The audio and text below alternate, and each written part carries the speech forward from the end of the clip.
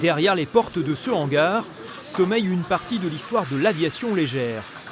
En 40 ans d'existence, le musée Espace Air Passion, installé à Marseille près d'Angers, est devenu, après le Bourget, une référence du patrimoine aéronautique.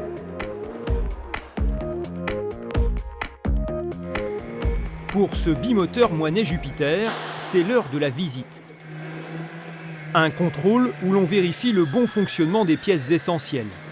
Tous les 5 ans, la manœuvre nécessite même un démontage complet, de quoi entretenir l'attention des bénévoles pendant la fermeture au public. Il faut vérifier qu'ils sont en état de vol, c'est contrôlé par les services officiels de l'aviation civile également.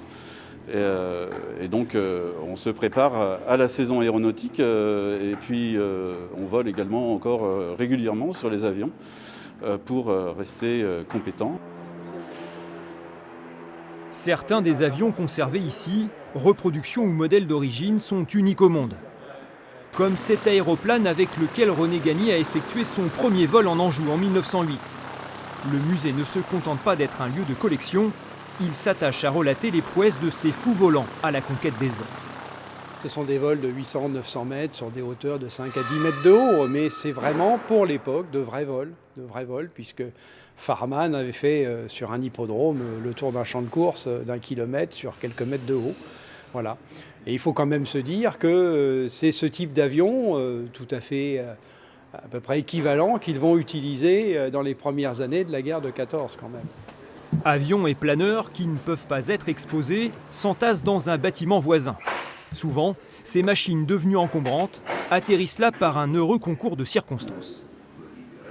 C'est les réserves, c'est un petit peu ce que j'appelle le coffre à jouets de notre musée.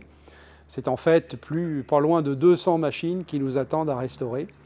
Alors il est bien évident qu'on ne restaurera pas tout, mais ça nous donne aussi l'occasion de sauvegarder des machines qui seraient détruites, parce que c'est aussi ce dilemme, c'est-à-dire que le propriétaire nous dit « bah voilà, moi si vous venez pas les chercher, j'y fiche le feu ». Donc c'est quand même un peu dommage. On peut mettre les gaz d'un coup. Même les modèles qui rejoignent cet atelier doivent s'armer de patience. La restauration de ce Cessna Bobcat est lancée depuis les années 2000. À raison de quelques après-midi par semaine, les bénévoles ont repris l'ossature en bois des ailes et du fuselage, en y associant les compétences de chacun. Parce qu'il revolera cet avion, il a fallu vérifier tous les plans de collage. Voilà, donc ça a demandé beaucoup de temps. C'était un travail de fourmi, de longue haleine, parce que c'est rien que des petits morceaux. Voilà, donc on a réalisé ça en quelques années, parce qu'on n'est pas à temps plein ici. La satisfaction est donc grande lorsqu'arrive enfin le grand jour. Le musée a ainsi permis à une vingtaine de ces monuments du ciel de retrouver la liberté de voler à nouveau.